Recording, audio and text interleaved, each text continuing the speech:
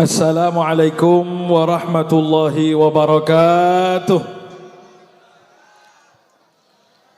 Innal hamdalillah nahmaduhu wa nasta'inuhu wa nastaghfiruh wa na'udzu billahi min shururi anfusina wa min sayyiati a'malina. May yahdihillahu fala mudilla lahu wa man yudlil fala hadiyalah. Allahumma salli wa sallim wa barik ala sayyidina wa habibina wa qurrati a'yunina wa tabibi qulubina Muhammad miftahi babi rahmatillah adada ma fi ilmillah salatan wa salaman daimaini mutalazimaini bidawami mulkillah wa ala alihi wa sahbihi wa mawalah wa la hawla wa la quwata illa billah. Rabbi shrah li sadri wa yassir li amri wahlul 'uqdata min lisani yafqahu qawli. Allahumma la sahla illa ma ja'altahu sahla wa anta taj'alul hazna idza syi'ta sahla. Allahumma sahhil lana hifdzal 'ulum wa hab lana wasi'al fuhum bi jahin nabiyil ma'sum wa alihi wa sahbihi ajma'in. Amma ba'du. Para habaib, para kiai, para alim ulama, hadirin wal hadirat rahimakumullah.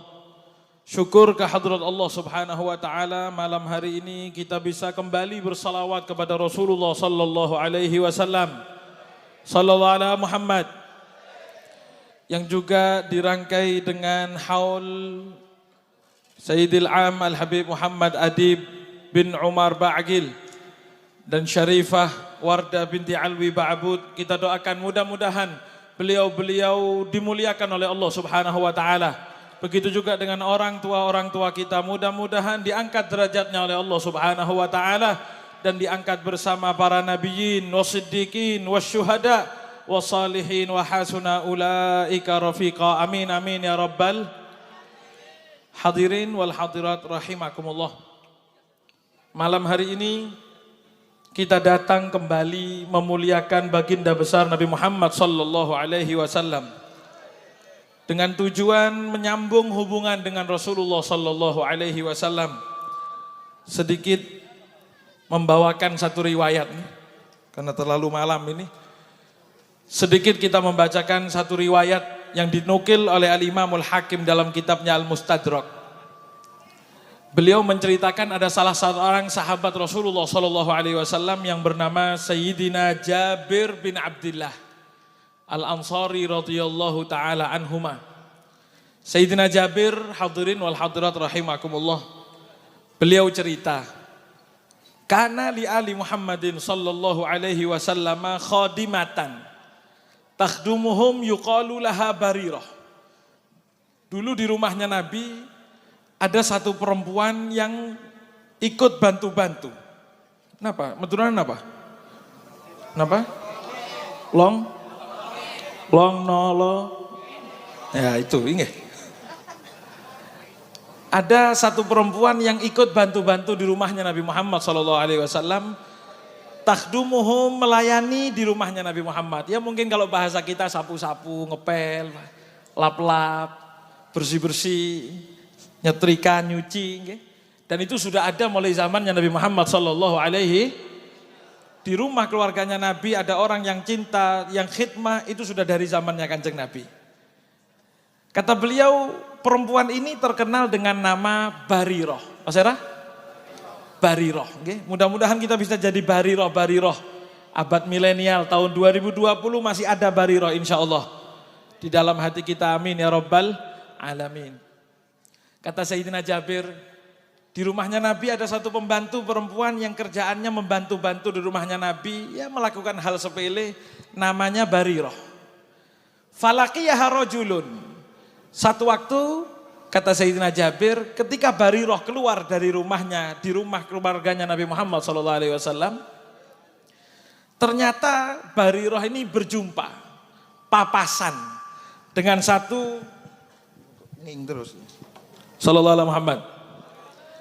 Barirah ini papasan dengan satu orang yang ternyata orang tersebut mengeluarkan kalimat-kalimat kurang ajar. Merendahkan hal-hal yang berhubungan dengan Nabi Muhammad sallallahu alaihi wasallam. Kalau bahasa Jawanya nyanyil. Meturan apa? Mulutnya ini kurang ajar, ngenyek. merendahkan. Apa kata orang tersebut? Ngomong kepada Barirah, ya Barirah, ghatti anki syu'aifatik, fa inna Muhammadan la yughni anka minallahi syai'ah. Kata Sayyidina Jabir, orang tersebut ngomong kepada Barirah ketika Barirah keluar dari rumahnya Nabi. Orang tersebut mengatakan, Barirah, ghatti anki syu'aifatik, tutup ubun-ubunmu Barirah. Kamu punya ubun-ubun, ini tutupan Barirah. Karena Nabi Muhammad itu istilahnya, orang Arab itu kalau ngomong jangan mimpi ketinggian, itu tutuplah ubun-ubun. Cetakna neka napa? Tutup. Ini bun-bunan gitu. Bun-bunan. Sallallahu alaihi Muhammad. Ubun-ubunmu ini tutup Barirah. Jangan ketinggian mimpi Barirah. Fa inna Muhammadan, karena Nabi Muhammad tidak akan noleh kepadamu. Nabi Muhammad di hadapan Allah tidak mungkin nolong kamu karena kamu cuma pembantu Barirah. Kamu cuma pembantu, terus nanti di hari kiamat bakal dirayakan, bakal mengharapkan syafaat Nabi Muhammad. Mustahil Barirah, kamu itu hanya pembantu Barirah. Selesai ngomong seperti ini Pak, Sayyidina Jabir bin Abdullah laporan kepada Kanjeng Nabi. Ada orang-orang yang berani mulutnya kurang ajar. Sayyidina Jabir laporan kepada Kanjeng Nabi mengatakan, fa akhbarana Nabi sallallahu alaihi wasallam. Mendengar omongan orang tersebut, kami laporan kepada Kanjeng Nabi. Nabi, tadi ada orang ketemu Barirah dan Barirah dibilang begini, Barirah, ya wahai Barirah, jangan ketinggian mimpi karena engkau tidak akan ditolong oleh Kanjeng Nabi di hadapan Allah Subhanahu wa taala karena kamu cuma pembantu. Kamu hanya pembantu, tidak mungkin ditoleh sama Nabi Muhammad di hadapan Allah. Ternyata cerita sekecil itu Pak. Cerita yang sepele nih.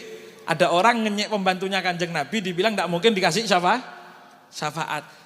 Cerita sekecil itu, apa kata Sayyidina Jabir, membuat respon Kanjeng Nabi. Apa kata Sayyidina Jabir? Fa akhoda yajurru rida'ahu muhmarratan wajnata. Sallallahu alaihi Muhammad. Kata Sayyidina Jabir, Kanjeng Nabi dengar Barirah dikurang ajari. Barirah dikatakan seperti itu, tiba-tiba bangkit Kanjeng Nabi Muhammad sallallahu alaihi wasallam. Beliau bangun, ya jurru rida'ahu, beliau itu menarik sorbannya dengan keras. Nabi Muhammad sallallahu alaihi wasallam itu orangnya lembut, Pak. Kita kenal kan nggih? Nabi Muhammad lembut, kalem, lahul khuluqus sahal, akhlaknya simpel. Tapi satu waktu ketika ada yang kurang ajar, Kanjeng Nabi marah karena Kanjeng Nabi itu juga bisa marah. Tapi tidak untuk masalah pribadi.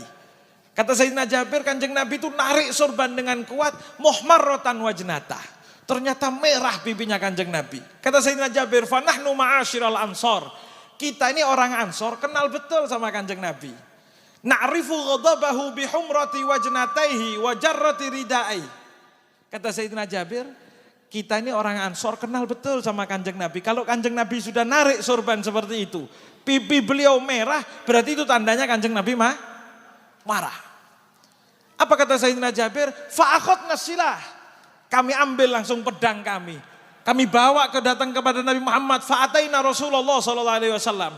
Kami datang kepada Nabi Muhammad. Fakulna, dan kami ngomong, ya Rasulullah, murna bima syi'ta hatta walau biqatli abaina wa ummahatina wa ajdadina wa auladina ya Rasulullah sallallahu alaihi Muhammad. Kata Sayyidina Jabir, ya Rasulullah, siapa yang perlu dihadapi nih ya Rasulullah? Siapapun yang kau perintahkan untuk kami hadapi, kami akan hadapi ya Rasulullah. Walaupun itu ayah kami sendiri, ibu kami sendiri, anak kami sendiri, ataupun keluarga kami sendiri. Kalau itu adalah hubungannya nyalah, kurang ajar kepada Kanjeng Nabi, kami siap bangkit melawan mereka ya Rasulullah sallallahu alaihi Muhammad. Dan sahabat itu bukan sahabat omongan main-main, Pak. Sahabat itu ketika ngomong, ya Rasulullah, kalau berani kepada panjenengan kami akan melawan. Itu bukan sembarangan ngomong, atau bahasa kita abang-abang lambe. Napa meturana? Kipon naik kapon. Kalau sahabat ngomong, saya akan lawan siapapun yang lawan panjenengan ya Rasulullah, itu bukan main-main. Sayyidina Jabir bin Abdillah, Sayyidina Abu Bakar As-Siddiq, selesai dari perang Badar, beliau duduk sama anak beliau. Ketika itu anak beliau baru masuk Islam, dan ketika perang Badar berada di pihak lawan. Anak beliau ngomong kepada Sayyidina Abu Bakar, wahai Abah, kemarin waktu perang Badar, saya sempat hampir berhadapan dengan Abah, tapi falafattu ainaya. Saya belokkan pandangan saya, karena tidak mungkin saya akan menghadapi ayah sendiri. Tidak mungkin saya ngelawan Abah sendiri. Walaupun perang, tapi kalau ayah sendiri tidak mungkin saya lawan ketika itu. Apa jawaban Sayyidina Abu Bakar? Wallahi ya bunayya, lau ra'aituka dzakal yaum laqatatuk. Kata Sayyidina Abu Bakar, demi Allah coba andai kemarin adalah ayah yang lihat kamu, demi Allah pasti kamu saya bunuh. Padahal anak sendiri, Pak. Anak sendiri, Bu. Kenapa? Karena konteksnya bukan masalah anak, tapi ketika melawan Kanjeng Nabi, siapapun harus dilawan. Sallallahu alaihi Muhammad. Lah kita ini kalau disuruh ngelawan anak, siap kira-kira?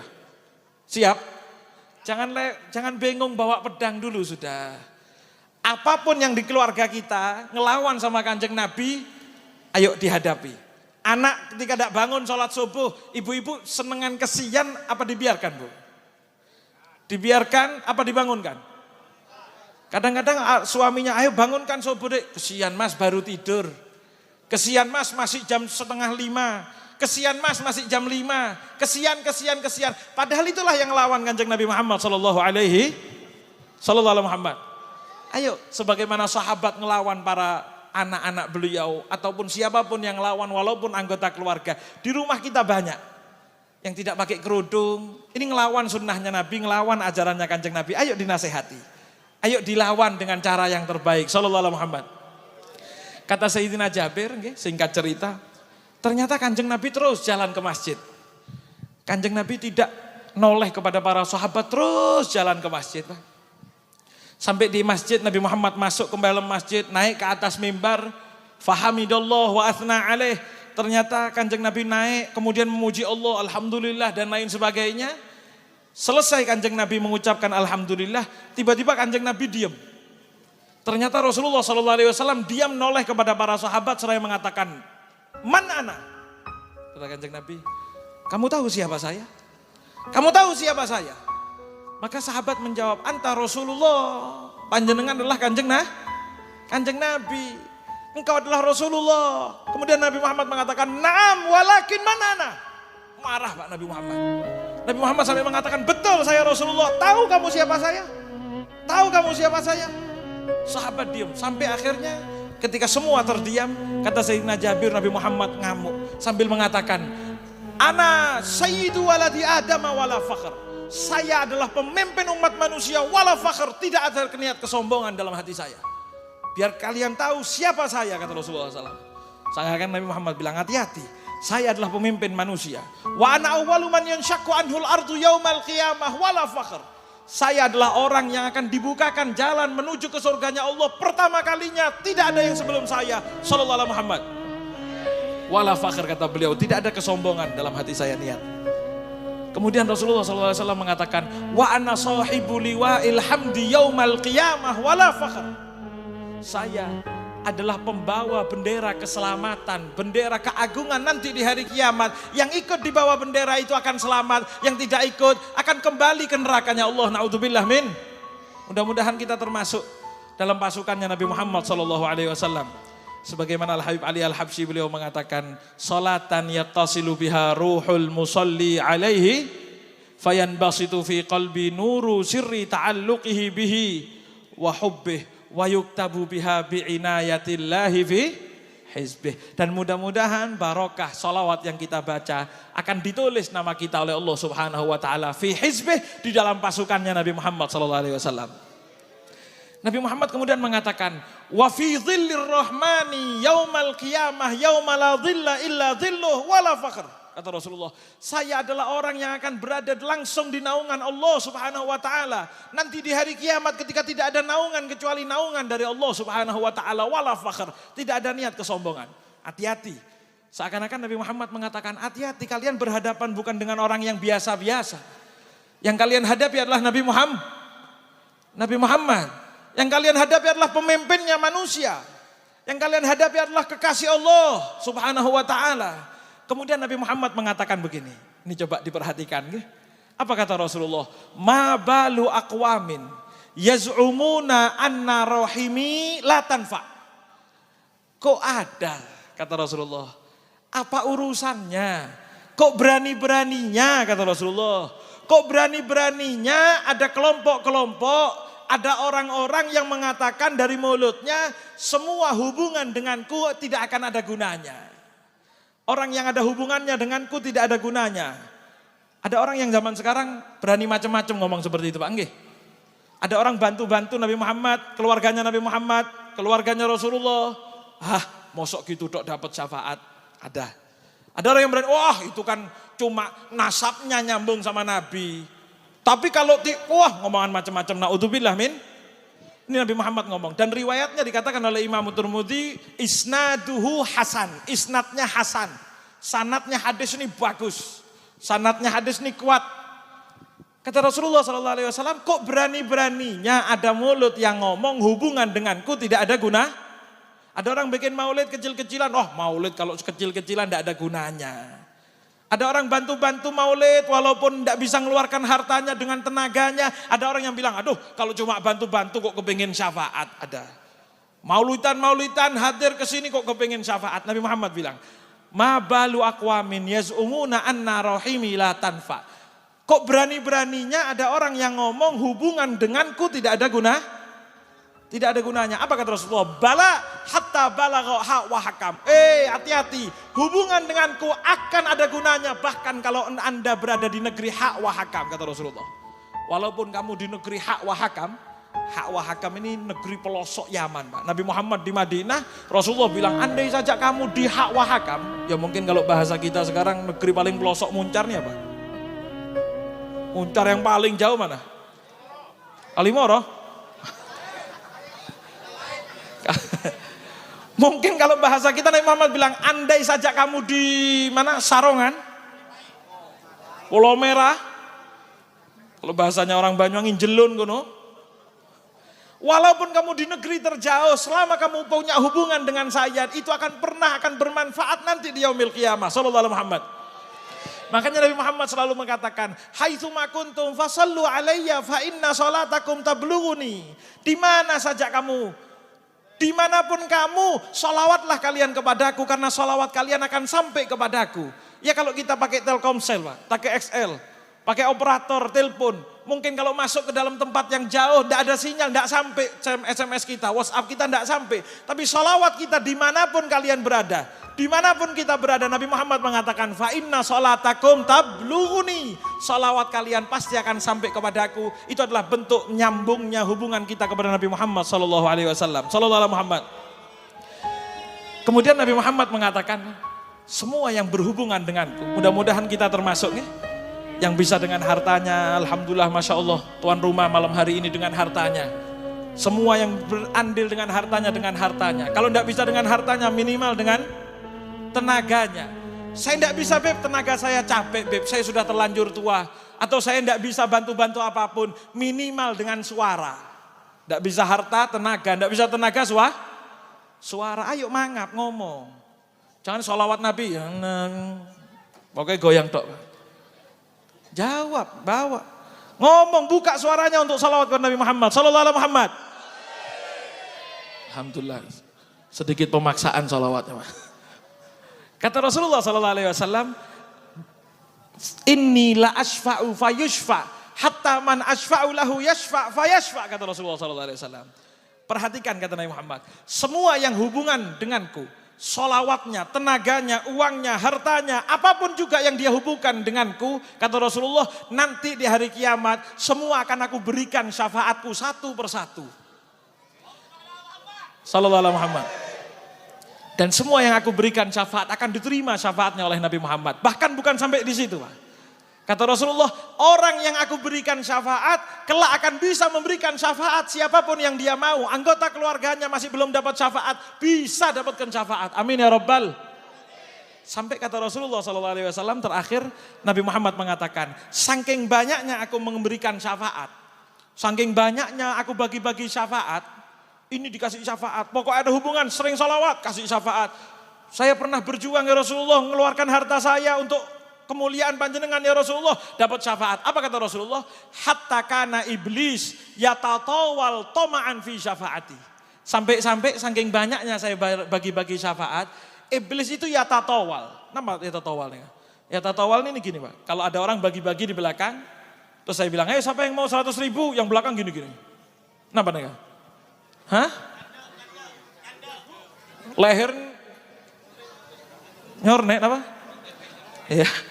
Kata Nabi Muhammad, nanti di yaumil qiyamah saking banyaknya saya bagi-bagi syafaat kepada siapapun yang nyambung kepada saya, iblis itu akan ngangkat lehernya. Kenapa? Toma'an fi syafaati, berharap pasti dapat syafaat. Iblis itu, kata Rasulullah, saking banyaknya ngelihat umat yang dikasih syafaat, iblis itu pasti mikir, sebentar lagi pasti saya dapat syafaat juga. Padahal dan tidak mungkin iblis dapat syafaat. Tapi saking banyaknya dapat syafaat, saking banyaknya bagi-baginya Nabi kepada syafaatnya Rasulullah SAW, iblis itu merasakan pasti saya dapat syafaat. Apalagi mudah-mudahan umat yang selalu girang dengan Nabi Muhammad. Maka mulai sekarang, ayo kata para ulama, nasihat beliau-beliau. Mulai malam hari ini, mulai peringatan malam ini, ayo jangan hanya pulang dengan peringatan, hanya peringatan. Pulang hanya bawa berkatan, pulang hanya bawa makanan, jangan. Pulang dari sini, ayo kita niatkan, ayo dalam hidup selalu nyambung hubungan dengan Nabi Muhammad. Apa nyambungnya? Ayo laksanakan sunnahnya Nabi Muhammad. Siap? Siap? Sunnah apa? Ayo kalau kita mau ngomong tahajud berat. Kalau kita mau ngomong jihad berat. Kata ulama, ayo memulai sunnahnya Nabi Muhammad dengan barang-barang dan hal-hal yang kelihatannya sepele. Ayo mulai sekarang niatkan. Tidak pernah makan dan minum kecuali menggunakan tangan. Enteng? Berat apa enteng? Berat apa berat? Enteng? Makan minum tangan kanan gampang apa susah? Gampang, Pak. Tapi sering lupa? Sering lupa apa enggak pernah lupa? Sering lupa. Ayo ini, orang yang mengaku cinta kepada Nabi Muhammad tidak akan makan, tidak akan minum kecuali pakai tangan. Kadang-kadang mohon maaf, mohon maaf. Ini supaya kita tahu sunnahnya Nabi Muhammad sedikit. Kadang-kadang ketika tangan kanan kotor, tengah-tengah makan, terus mau minum tangan kanan apa tangan kiri? Ketika tangan kanan kotor, minum tangan kanan apa tangan kiri? Kiri. Alasannya, oh ini kan tangan saya kok. Kata ulama, Pak, walaupun kotor, apa salahnya gelasnya dikotori untuk sunnahnya Nabi Muhammad SAW. Kotori gelasnya, kotori botolnya, toh habis gini botol ini kita buang. Gelas itu habis gini ya sama-sama dicuci, apa salahnya? Tetap makan minum tangan kanan. Oh beb, kalau saya minum tangan kiri habis saya beb dimarahi istri saya beb. Lah ini masalah Pak. Istri saya marah beb kalau gelas ini kotor. Mungkin ada alasan-alasan. Oh beb, saya kan di rumahnya orang malu, ndak mungkin pakai tangan kanan yang sedang kotor. Kata ulama, kalau minum ndak bisa tangan kanan. Kalau mau tangan kiri, tangan kanannya jangan diam. Bagaimana? Nih. Kenapa nih? Sodok nih. Didorong pakai tangan sehingga judulnya tetap makan minum tangan. Siap? Masuk kamar mandi kaki. Kaki? Keluar kamar mandi kaki. Sudah?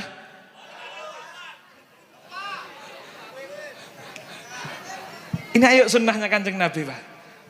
Kata ulama, untuk membiasakan, makan, minum, apapun sunnahnya Nabi Muhammad, kalau sudah salah, jangan mengucapkan kata terlanjur, wis kadung, jangan. Sudah kadung, beb, jangan. Bagaimana kata ulama? Andai makan, sampai sudah masuk mulut, tangan kiri, keluarkan lagi makanannya, masukkan dengan tangan kah? Supaya setan tidak menang dan supaya diri kita menjadi yang terbiasa. Siap? Terakhir Pak, terakhir. Bu, terakhir. Terakhir, contoh saja. Pernah enggak mungkin malam hari mata ngantuk tapi perut mules. Mata ngantuk hampir enggak bisa melek. Perut mules. Harus ke kamar mandi. Mohon maaf. Masuk kamar mandi, saking ngantuknya kadang-kadang tidur lagi dalam kamar mandi. Yang pengalaman-pengalaman. Ketika selesai buang hajat, mohon maaf ya.